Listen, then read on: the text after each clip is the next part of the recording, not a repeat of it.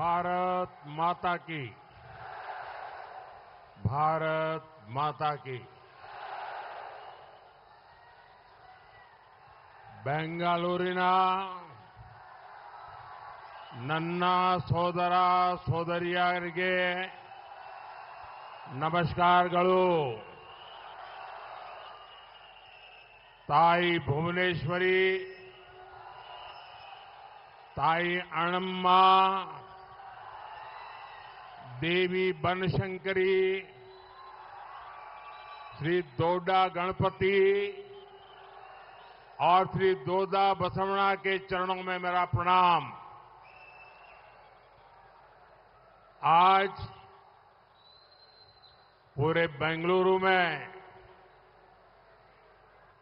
इतनी बड़ी संख्या में आप यहां आए हैं और संदेश भी साफ साफ है। फिर एक बार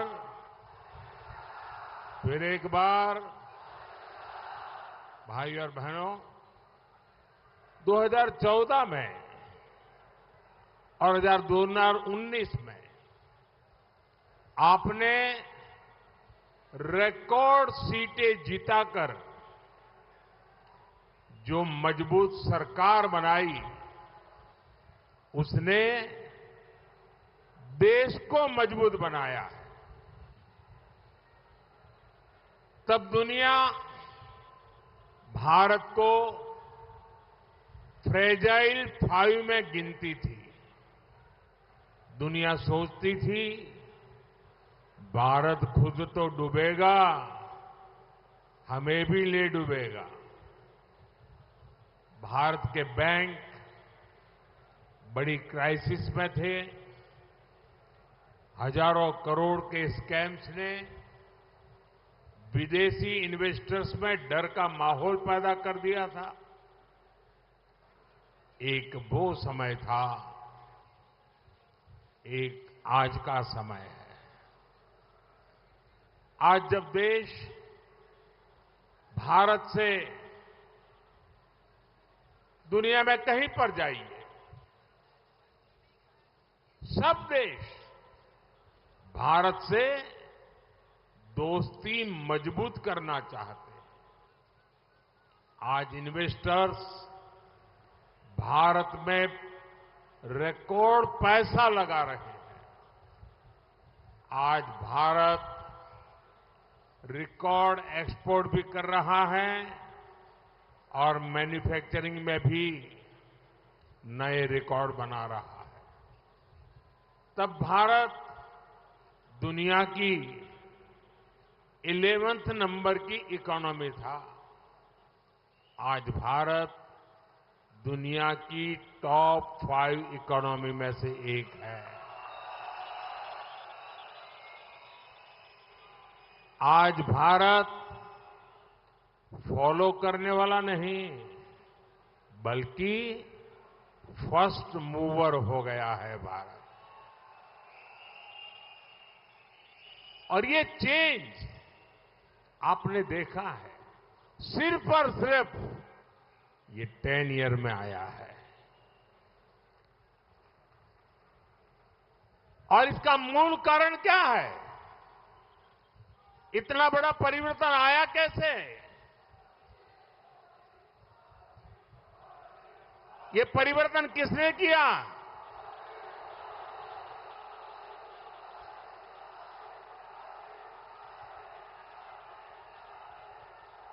आपका जवाब गलत है।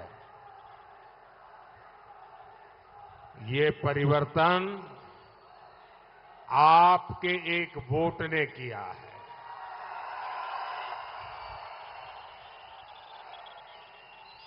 इस चुनाव में इंडिया अलायंस के लोग एक घिसी पीटी टैप रिकॉर्ड लेके घूम रहे हैं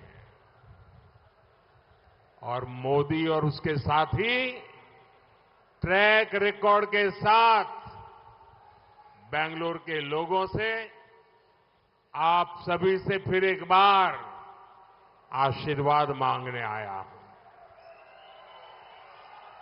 भाई और बहनों, आप सभी बीते कुछ समय से एनडीए और इंडी अलायंस दोनों का प्रचार अभियान देख रहे हैं। कांग्रेस और इंडी अलायंस का इश्यू मोदी है, मोदी का परिवार है, मोदी पर लगाए जा रहे झूठे आरोप हैं। लेकिन मोदी का फोकस किस पर है? मोदी का फोकस 21st सेंचुरी के भारत का विकास है, भारत के नागरिकों की सुविधा और समृद्धि है, भारत की ग्लोबल इमेज है। आप ही मोदी का परिवार है।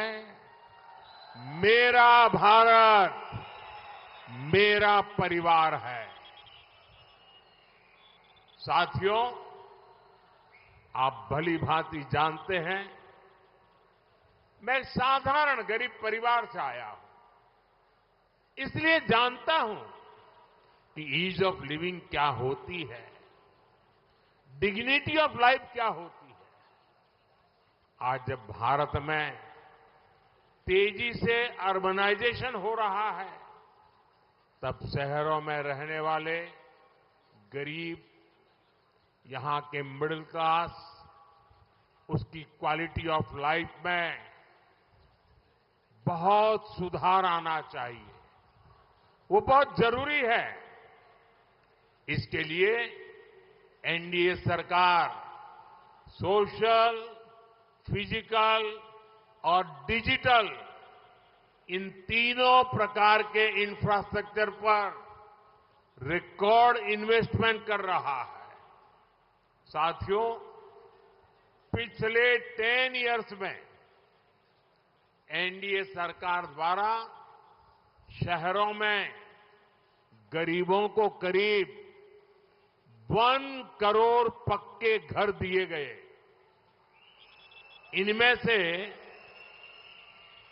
84,000 घर यहां बेंगलुरु में मिले हैं। मिडिल क्लास के लोगों का घर का सपना पूरा करने के लिए सरकार ने उन्हें इंटरेस्ट सब्सिडी दी है, और ये आजादी के बाद पहली बार हुआ है।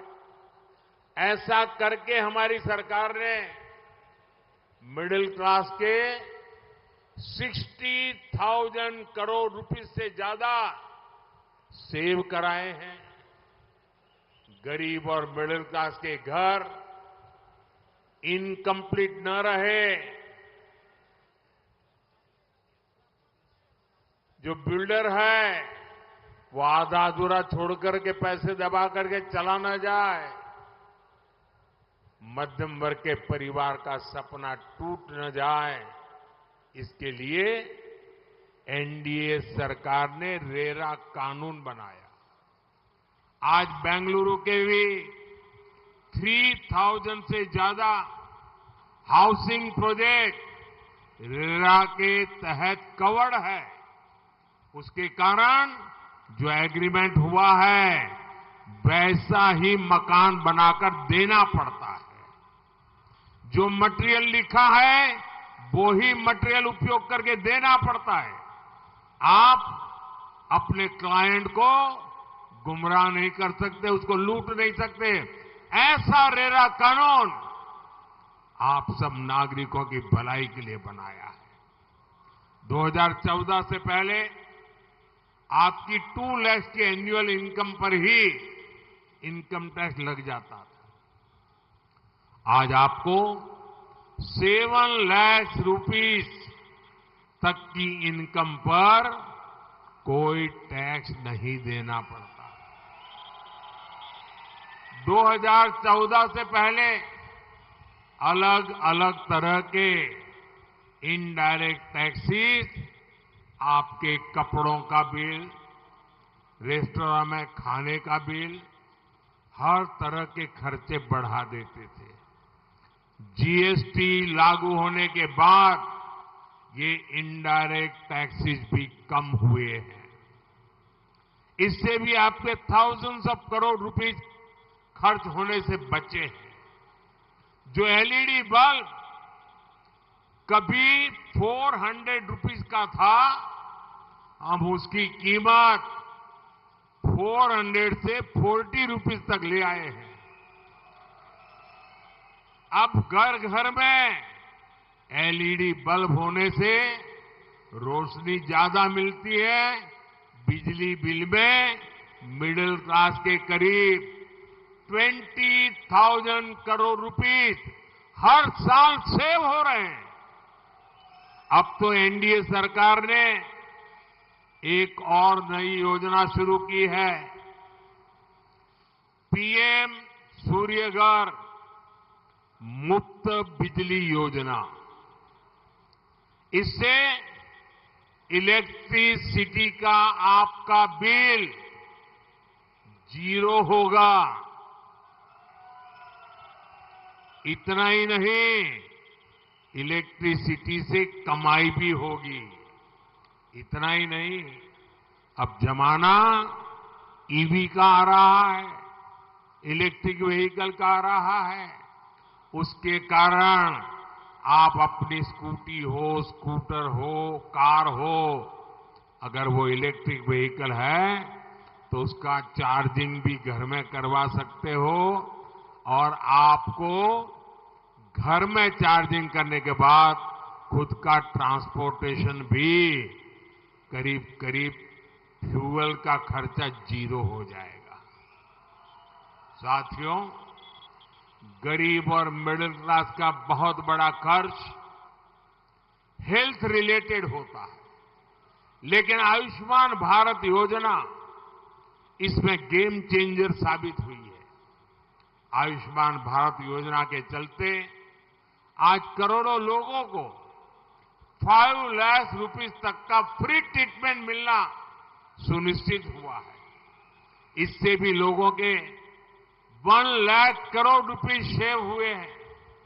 और अब बीजेपी ने अपना जो मैनिफेस्टो घोषित किया है, उसमें इस योजना को एक्सपांड कर दिया गया है। देश के हर ऐसे सीनियर सिटीजन्स जिनकी एज 70 इयर्स से ऊपर है, उन्हें भी अब 5 लाख रुपीस तक का फ्री ट्रीटमेंट मिलेगा। और ये फैसला सिर्फ सीनियर सिटीजन्स को ही नहीं, बल्कि हर युवा को भी रिलीफ देगा जो अपने माता पिता की हेल्थ के प्रति चिंतित रहते हैं। एनडीए सरकार ने जो जन औषधि केंद्र खोले हैं, उनमें 80% डिस्काउंट पर मेडिसिन्स मिलती है। इससे भी मिडिल क्लास के करीब 30,000 करोड़ रुपीस सेव हुए हैं। साथियों, बेंगलुरु तो डिजिटल इंडिया का इतना बड़ा हब है। भारत की डिजिटल क्रांति में आपकी इतनी बड़ी भूमिका है। आप कल्पना कर सकते हैं कि अगर भारत में मोबाइल डेटा का रेट 2014 वाला ही रहता तो क्या होता। उस समय 1 GB डेटा 250 रुपीस के आसपास होता था। आज 1 GB डेटा 10 रुपीस के आसपास है। अगर 2014 के पहले उस समय का हाल होता तो मोबाइल का जो बिल आज 500 to 700 का आता है, वही 5,000 to 7,000 रुपीस का आता। आप अंदाजा लगा सकते हैं कि आपकी पर मंथ कितनी ज्यादा सेविंग सिर्फ मोबाइल बिल में हो रही है। साथियों, सस्ते डेटा के साथ ही एनडीए सरकार का जोर डेटा गवर्नेंस पर भी है। हमारी सरकार डेटा सिक्योरिटी के लिए बहुत ही स्ट्रांग बिल लेकर आई है।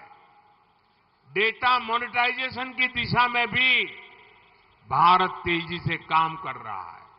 इससे देश में एक स्ट्रांग सिस्टम बन रहा है। भारत के लिए एआई युग में जाना आसान हुआ है। साथियों, नाड़ प्रभु केम्पे गौड़ा ने बेंगलुरु को एक शानदार शहर बनाने का सपना देखा था, लेकिन कांग्रेस सरकार ने कुछ ही समय में यहां की सिचुएशन बिगाड़ दी। कांग्रेस ने टेक सिटी को टैंकर सिटी में बदलकर उसे वाटर माफिया के हवाले कर दिया। एग्रीकल्चर हो या फिर शहरी इंफ्रास्ट्रक्चर, हर जगह बजट को कट किया जा रहा है। कांग्रेस सरकार का ध्यान सिर्फ करप्शन पर है, बेंगलुरु के लोगों की समस्याओं पर नहीं है। कर्नाटका में सिर्फ सेंट्रल गवर्नमेंट के प्रोजेक्ट तेजी से चल पा रहे हैं। 2014 में नम्मा मेट्रो का नेटवर्क सिर्फ 17 किलोमीटर था, आज 70 किलोमीटर से ज्यादा हो चुका है। बहुत जल्द येलो लाइन भी पूरी हो जाएगी। दशकों से लटके बेंगलुरु सबर्बन प्रोजेक्ट पर काम शुरू हो चुका है। आप सभी को सैटेलाइट टाउन रिंग रोड का लाभ भी मिलना शुरू हो चुका है।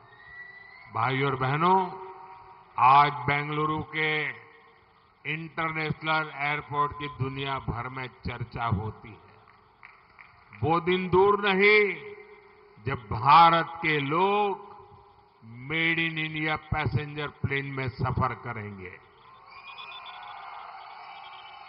आज वंदे भारत जैसी आधुनिक ट्रेनें ट्रेन ट्रैवल को तेज और कंफर्टेबल बना रही है।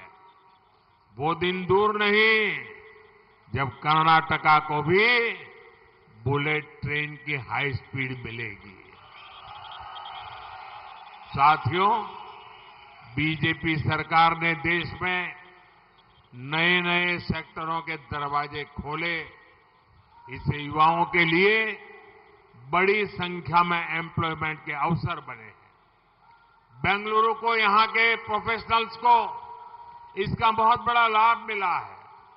हमने स्पेस सेक्टर खोला तो प्राइवेट सेक्टर ने अपना रॉकेट लॉन्च किया। 1.25 लाख से ज्यादा स्टार्टअप्स में युवाओं का सामर्थ्य दिख रहा है। मिशन ग्रीन हाइड्रोजन से इन्वेस्टमेंट की संभावनाएं कई गुना बढ़ गई है। आसान ड्रोन पॉलिसी से मैपिंग, कृषि, रक्षा, मेडिसिन के क्षेत्र में ड्रोन का उपयोग बढ़ा है। 5G के विस्तार से आर्टिफिशियल इंटेलिजेंस और इंटरनेट ऑफ थिंग्स में अवसर बनने लगे हैं। डिजिटल इंडिया अभियान ने लाखों डिजिटल एंटरप्रेन्योर्स तैयार किए। पीएलआई स्कीम से मैन्युफैक्चरिंग सेक्टर तेज रफ्तार से आगे बढ़ रहा है। मोबाइल एक्सपोर्ट में भारत नए रिकॉर्ड बना रहा है। मेट्रो कोच, ट्रेन के डिब्बे, डिफेंस इक्विपमेंट्स भी एक्सपोर्ट हो रहे हैं। आपने टीवी में देखा होगा, अखबार में पढ़ा होगा, कल ही भारत के ब्रह्मोस मिसाइल का पहला कंसाइनमेंट फिलीपींस को भेजा गया है। इसने ग्राउंड लेवल पर बड़ी संख्या में एम्प्लॉयमेंट अपॉर्चुनिटीज पैदा की है। क्या कांग्रेस के समय में ये कल्पना भी की जा सकती थी क्या? आपको याद होगा, यही कांग्रेस है जिसने एचएएल को लेकर कितना बड़ा बवाल किया था। कांग्रेस ने देश भर में मोदी को बदनाम करने की कोशिश की थी। वही एचएएल आज record turnover, record profit, record order प्राप्त कर रही है। कर्नाटका में एशिया की सबसे बड़ी हेलीकॉप्टर फैक्ट्री बनी है। अमेरिका के बाद बोइंग की दूसरी सबसे बड़ी फैसिलिटी कर्नाटका में बनी है। ये तभी हो पा रहा है जब भारत में फैक्ट्रियां बढ़ रही है, उसमें काम करने वालों की संख्या बढ़ रही है। भाई और बहनों, बेंगलुरु युवा शक्ति, युवा टैलेंट और टेक्नोलॉजी का पावर हाउस है।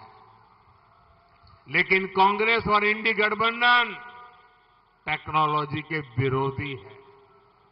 आज पूरी दुनिया डिजिटल इंडिया की प्रशंसा कर रही है, भारत के फिनटेक की प्रशंसा कर रही है, लेकिन आप भूलिएगा नहीं, कांग्रेस ने आधार का विरोध किया था, अदालतों में घसीट कर ले गए थे। कांग्रेस ने जन धन अकाउंट्स का विरोध किया था। कांग्रेस ने डिजिटल पेमेंट्स का मजाक उड़ाया था। कांग्रेस ने राशन की योजना में डिजिटल ऑथेंटिफिकेशन का विरोध किया। कोरोना के समय बेंगलुरु की आईटी इंडस्ट्री ने पूरी दुनिया को इतना सपोर्ट किया, लेकिन यही कांग्रेस है जिसने कोरोना के दौरान कोविन प्लेटफॉर्म का विरोध किया। कांग्रेस ने made in India corona vaccine को बदनाम किया।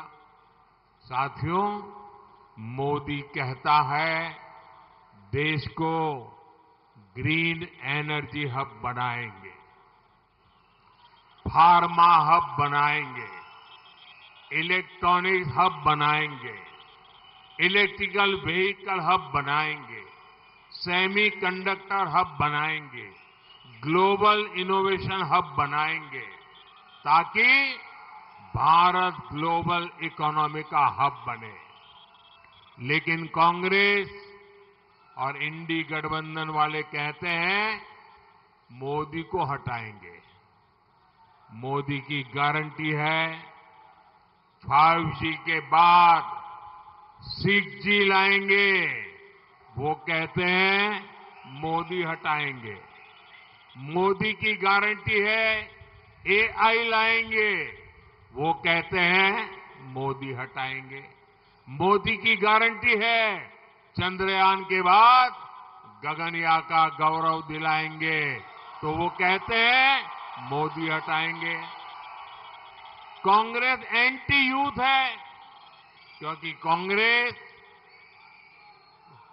कांग्रेस एंटी इन्वेस्टमेंट है, कांग्रेस एंटी एंटरप्रेन्योरशिप है।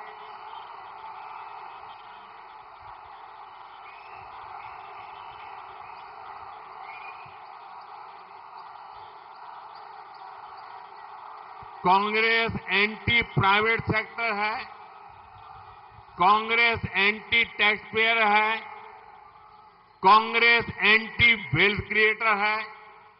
साथियों, यहां कांग्रेस सरकार जिस प्रकार के विचारों को, जिस मानसिकता को बढ़ावा दे रही है, वो भी बहुत खतरनाक है। यहां हमारी बेटियों पर हमले हो रहे हैं, बाजारों में बम फूट रहे हैं, भजन कीर्तन सुनने पर भी हमले हो रहे हैं। ये सामान्य घटनाएं नहीं है, और इसलिए मैं बेंगलुरु के और कर्नाटका के भाइयों से आग्रह करूंगा, ये कांग्रेस से बहुत अलर्ट रहना है। भाई और बहनों, यहां बेंगलुरु के ग्रामीण क्षेत्र से भी काफी लोग आए हैं। एग्रीकल्चर को आधुनिक बनाने के लिए भी हमारी सरकार हर प्रयास कर रही है। यहां तो हमारे येदियुरप्पा जी मंच पर है, जिन्होंने किसान कल्याण के लिए इतना काम किया है। लेकिन कर्नाटका की कांग्रेस सरकार किसानों की भी विरोधी है। मुझे बहुत दुख है, यहां कर्नाटका में किसानों को दी जा रही 4,000 रुपीस की मदद कांग्रेस सरकार ने बंद कर दी है। लेकिन मोदी की गारंटी है कि पीएम किसान सम्मान निधि के 6,000 रुपीस किसान साथियों को मिलते रहेंगे। केंद्र सरकार ने किसानों के अनाज को स्टोर करने के लिए दुनिया की सबसे बड़ी योजना भी शुरू की है। यहां की रूरल बेल्ट में बड़ी मात्रा में रागी उगाई जाती है। हम रागी जैसे हमारे श्री अन्न को दुनिया के बड़े बाजारों तक पहुंचाने में जुटे हैं। इसका सीधा लाभ कर्नाटका के हमारे छोटे किसानों को होगा। साथियों, ऐसे ही अनेक बड़े संकल्प हैं जो आपके सपने पूरे करने के लिए एनडीए सरकार ने संकल्प लिया है। आपके सपने पूरे करने के लिए ही बीजेपी और जेडीएस साथ आए हैं और इसलिए मैं आपको गारंटी देता हूं, आपके सपने ये मेरा संकल्प है।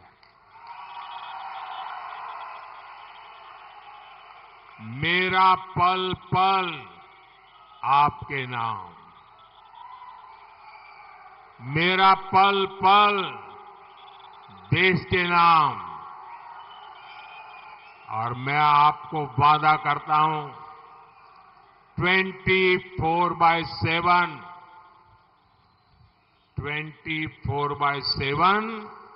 फॉर 2047। और इसलिए 26 अप्रैल को बेंगलुरु नॉर्थ से शोभा जी, बेंगलुरु रूरल से doctor CN Manjunath, Bengaluru central से पीसी मोहन और बेंगलुरु साउथ से युवा साथी भाई तेजस्वी सूर्या को भारी मतों से विजयी बनाना है। इस बार बेंगलुरु शहर में वोटिंग के सारे रिकॉर्ड टूटने चाहिए।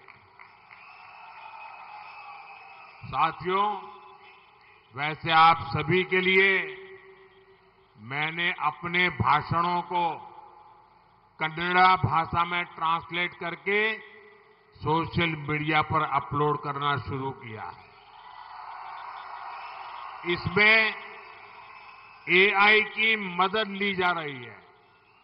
ट्विटर यानी एक्स ऐप पर नमो इन कन्नड़ा नाम से एक अकाउंट भी है।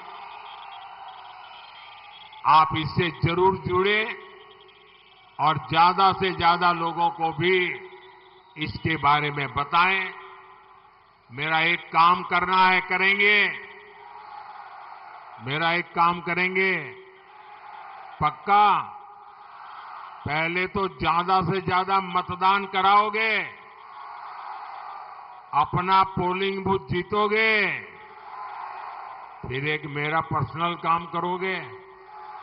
पर्सनल है, करेंगे? घर घर जाना है और हर घर जाकर कहना है हमारे मोदी जी आए थे और आपको प्रणाम कहा है। मेरा प्रणाम पहुंचा देंगे? मेरा प्रणाम पहुंचा देंगे? मेरे साथ बोलिए, भारत माता की, भारत माता की, भारत माता की। बहुत बहुत धन्यवाद।